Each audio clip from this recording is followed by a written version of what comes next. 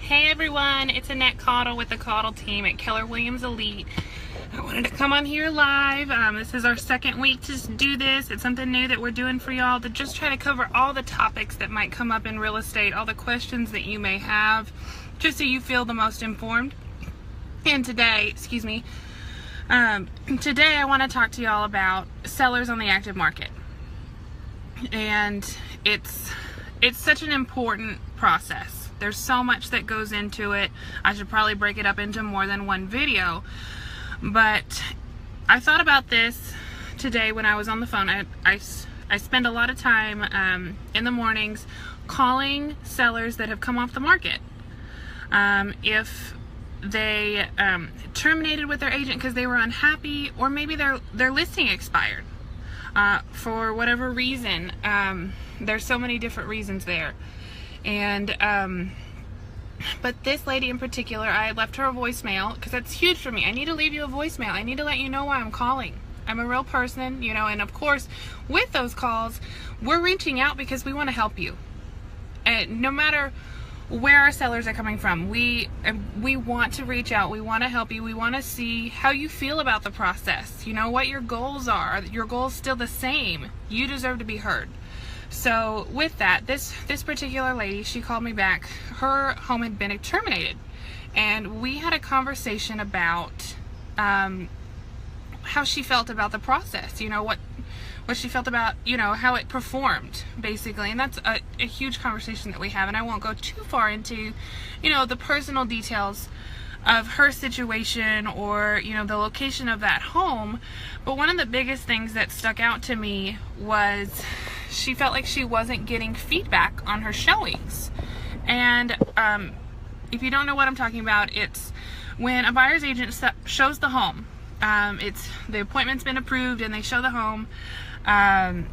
There's an initial request from our showing service or from the listing agent and an appointment manager to give that feedback, just because it's so valuable to that listing agent to give to that seller. You know, I know that's something that Scott and I run into a lot, is that we need to be able to give that that feedback, no matter what it is, good or bad. It's so important. It's something that we talk to our sellers about in listing presentations as well. Is that we're going to rely on that feedback. You know, depending on where we're coming in at, we're going to rely on what those buyers are seeing, because the buyers are the ones buying the house ultimately. You know, I want to make sure that I stay on track here with this video. And so the big thing is, sorry, apologize. Rabbit trail there and saw that I, you know, could see my live viewers, which is fantastic. Thank you so much for watching, Katie.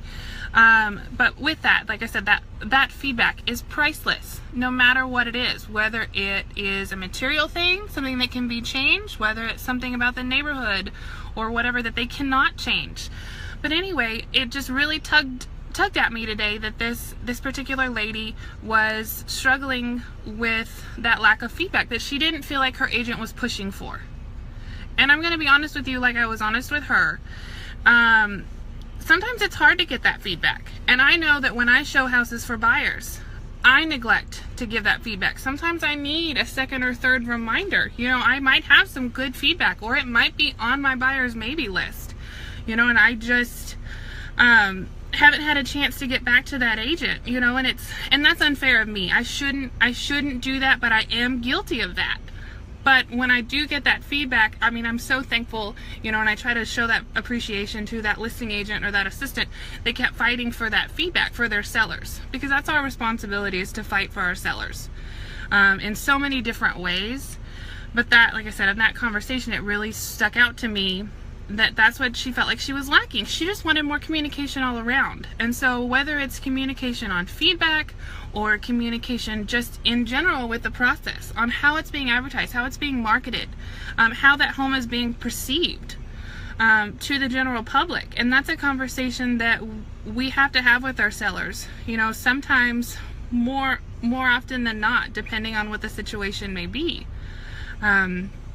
And I definitely wanted to talk to you all about that, just because it's something that does come up, and I definitely want to stay on topic here and make sure that I'm providing accurate content for you. And so of course I've talked about the fact that that's something that we definitely try to do, and it's something that I'm guilty of when I show homes, but it's something that is a part of our job. It's that we need to be doing, you know. And if another agent is watching this, you know, just feel encouraged that, you know, make sure you're pushing for that. Make sure you're doing that for your sellers. You know, make sure you're providing that, you know, on your buyer's behalf. Because another thing that came up in our conversation is, if that feedback is provided, you know, you have an opportunity to talk about, is there something that can be worked out, you know, if it is a potential for your buyer.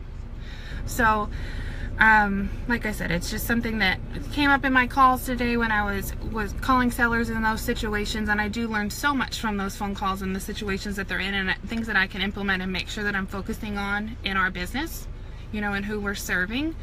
I'm happy to do these videos, and like I said, I just want to make sure that I'm giving you content that you want. I want to focus on answering your questions, whether they're about buying, whether they're about selling, whether they're about interest rates or renting, or offering your house for rent as opposed to, you know, you personally renting, or, you know, the best times of year to buy, or any questions like that, any questions at all, or even just home upgrades, you know, what you feel like might be a great option to put into your home that'll give you the most return when you're going to sell. Oop, didn't mean to flip that, sorry y'all. That you're putting into your home, so you make sure that you're getting that return on value. I'd love to have that conversation with you, even if you're not looking to sell for a couple of years. I would love to have that conversation and make sure that we're staying on track so you can get that return on investment when you're ready. I mean, there's so many things that go into that. Like I said last week, the Caudle team is here for you. We definitely want to be your real estate resource. Sorry, it got dark there. But please feel free to check us out on our Facebook page, the Caudle team. We also go by Real Texas Homes, so realtexashomes.com. You can call or text me at 832-820-6724. You can also reach Scott at 281-739-7086. Like I said, we would love to have you comment on this video or send us a message on the Caudle Team Facebook page, just if it's just you don't feel comfortable leaving a comment. But like I said, I want this content to be something that's helpful to you, and hopefully we provided that, you know.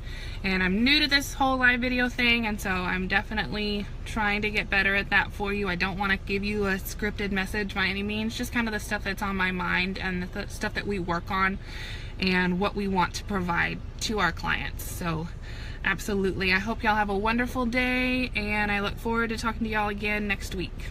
Bye.